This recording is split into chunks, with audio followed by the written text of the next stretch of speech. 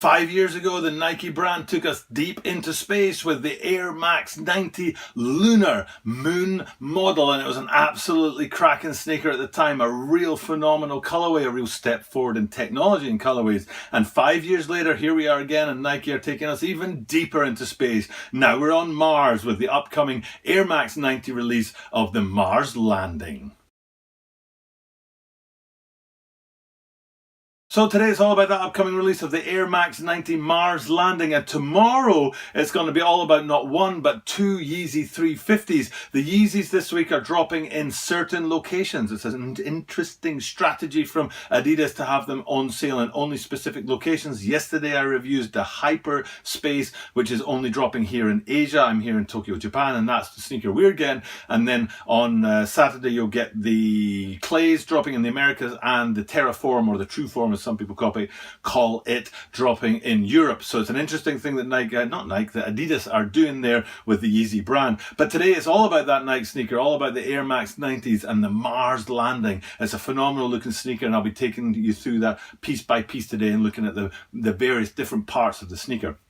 I do bring you daily content, and I do try and bring that daily content to you with enough passion and energy that you actually enjoy the content. And this Saturday will mark 100 days of daily content, 100 consecutive videos every single day. But I don't get paid for that because I'm still under 1,000 subscribers. The only currency that I do get paid in is subscribers. So if you can hit that subscribe button down below, I'd really appreciate it. My daily content you view free of charge. You hit that subscribe button for me. It's a great way to trade. I think it's a fair trade. So please subscribe to the channel, hit the subscribe button down below. 毎日アップするのでぜひ登録をして毎日を見てください. Okay, let's get into these Nike Air Max 90s Mars Landing, the phenomenal looking sneaker. We're going to start looking at the upper first, and then we'll go back to the top of the sneaker and work our way down. And with that upper, you look at the detailing. The detail is absolutely incredible. I do not know if this is actually real Mars landscape or if it's just an artist's impression.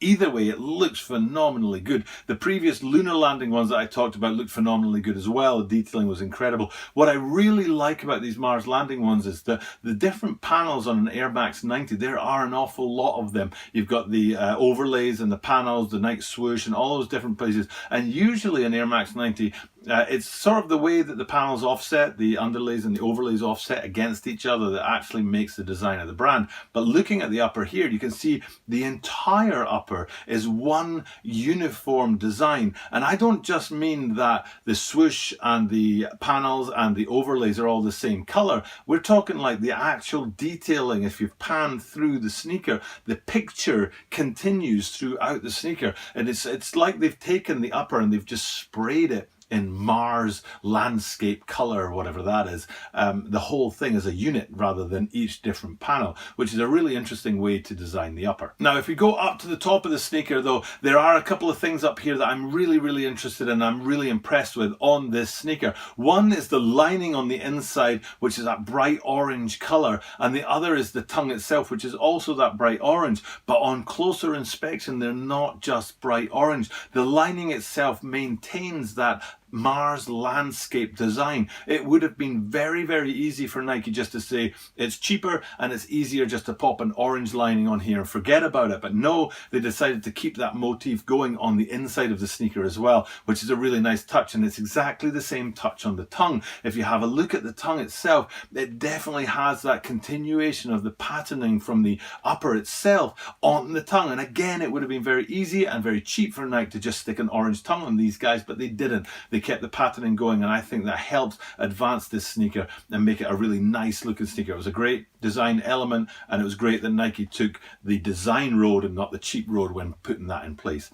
Also on the tongues, you've got that bright silver metallic panel on there for the branding of the Nike branding, which is reflected on the heel tabs on the back as well, where it's that metallic color. Now this could be controversial.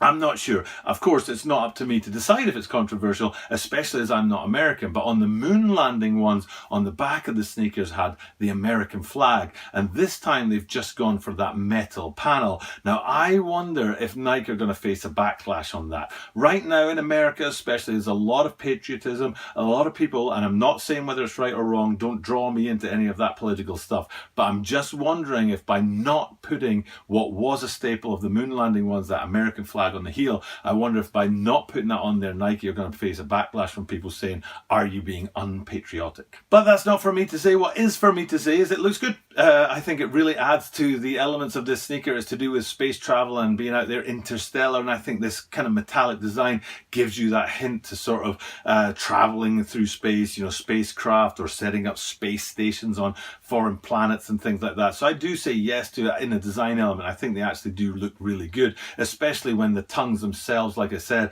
have got that continuation of the design, and then you've got that metal sort of panel on top of them. And right there on those tongues, you've got really nice laces there as well, the orange ones, which really do go well with the rest of the sneaker. I don't think they could have brought much more to play. They maybe could have put some coloration in there like they did with the Air Jordan 13s, the atmosphere greys. They put some grey in the white laces there to add an element of colour there. Maybe they could have put some black or something, or some little accents in the laces so that they weren't just orange, but I think as they are, they still sort of set the sneaker off really, really nicely.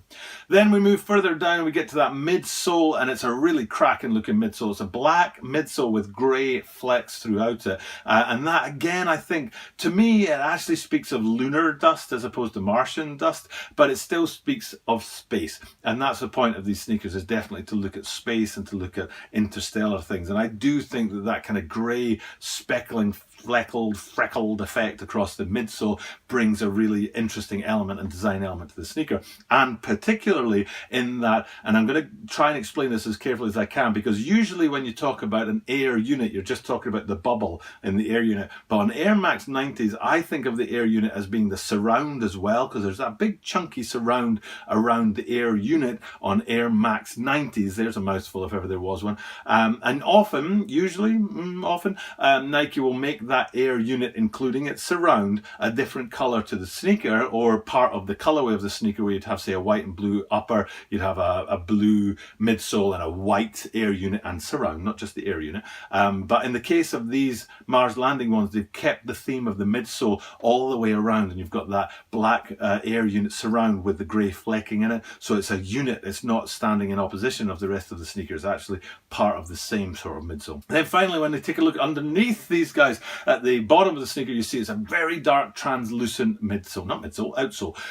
Very, very dark. It's almost that you can't really notice that it's translucent, but it actually is a translucent outsole. And I do really think it actually caps off the sneaker really, really well. So really great. Again, they could have just gone with a solid black outsole, but they went with that translucent effect. So I think those extra efforts on detailing are going to take this sneaker and put it into the yes column for a lot of people. And there's going to be a lot of hype behind them, and they're going to be very, very difficult to get your hands on. Now, the final thing I want to talk about on the sneaker is something I haven't seen yet. As I said before, I want to grow this channel so I can then actually get sneakers in hand. As you can see, I'm not holding sneakers, I'm holding a screenshot. And what I haven't seen yet is the 3M. Apparently the upper is covered in 3M, and these things are going to pop real hard at night time. So when you shine the light on them, and it's going to really look good, I think, on this sort of interstellar, extraterrestrial sort of sneaker design. Having those 3Ms on there could be a really, really good effect and really help these sneakers pop even more than they do. So it's going to be interesting to see what they look like. Right now I haven't been able to see them yet, but they are definitely going to be a cracking sneaker in the daytime and at night as well. Brilliant effort from Nike Air Max 90, brilliant effort from Nike. Excellent job, well done you guys. And there you have it, that's my review of the Air Max 90 Mars Landing, coming up on March 16th, which is the same day that Yeezy are dropping 3 Yeezys from the Adidas brand. One is the Hyperspace, which is available here in Asia, and that's what I reviewed yesterday. And then tomorrow I'll be reviewing for you the other 2 drops, which is the Terraform, or the True Form, from Europe, and the Clay from America. So it's interesting that you're getting those 3 Yeezys dropping the same day as the Air Max 90 Mars Landing. It's kind of I think there's something going on between the 4 sneakers, so it's really interesting to review all 3 of them at once and have them drop on Saturday the 16th. Definitely keep your eyes out for them, and if you cop a pair, let me know in the comments down below. For now, all I have to do is sign off and say I will see you guys tomorrow, because I see you every single day. And don't forget that on Saturday I'll be bringing you that history of the Jordan 4 breads in particular. It's been 30 years since the Jordan line dropped the Jordan 4s, and they're bringing back the breads this year, and I'm doing a history part, sort of history video video about the history of the breads for the 100th day of daily drops on this channel. Saturday marks that 100th day, and to celebrate, please hit the subscribe button down below. Okay, with that being said, I'm going to check off. Thank you for checking in today. I hope you cop a pair of these phenomenal Nike Air Max 90 Mars Landing. For now, I'm going to check off. Thank you, and I'll see you guys tomorrow.